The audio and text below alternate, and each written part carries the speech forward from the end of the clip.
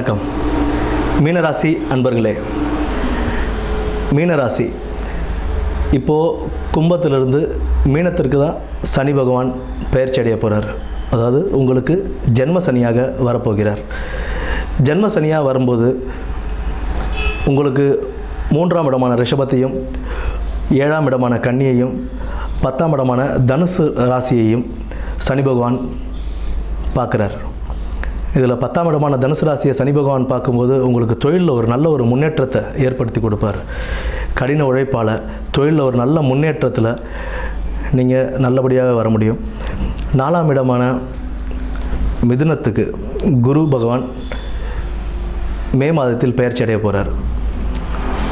மே மாதத்தில் குரு பயிற்சிக்கு பிறகு 4ஆம் இடம் அப்படின்னும் போது உங்களுக்கு வீடு வாகனங்கள் அமைவதற்கான நல்ல ஒரு வாய்ப்புகள் இருக்குது.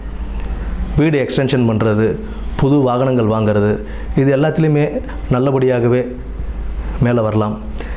இதில் குரு பகவான் தன்னுடைய ராசியான தனுசு ராசியையும், அதாவது உங்களுக்கு 10ஆம் இடத்தையும் குரு பகவானும் சனி பகவானும் பார்ப்பதனால உங்களுக்கு நல்ல ஒரு தொழிலில் நல்ல ஒரு முன்னேற்றங்கள் கிடைக்கும். இதில் 12ஆம் இடமான கும்பத்தையும் குரு பகவான் பார்ப்பார். அதாவது இத்தனை வருடங்களாக வெளிநாட்டுக்கு போகிறதுக்கு ட்ரை பண்ணிகிட்டு இருந்தவங்களுக்கு ஒரு நல்ல ஒரு பொற்காலமாகவே இந்த குரு பயிற்சிக்கு பிறகு உங்களுக்கு வெளிநாடு போக வேண்டிய யோகம் இது எல்லாமே நல்லபடியாகவே அமையும். ஏன்னா 12ஆம் இடத்தை குரு பகவான் பார்க்கும்போது உங்களுக்கு அதிலிருந்த தடை தாமதங்களை நீக்கிட்டு நல்ல ஒரு கம்பெனியாக பார்த்து நீங்கள் நல்லபடியாக போய் ஜாயின் பண்ணுறதுக்கான வாய்ப்புகள் நிறைய உண்டு.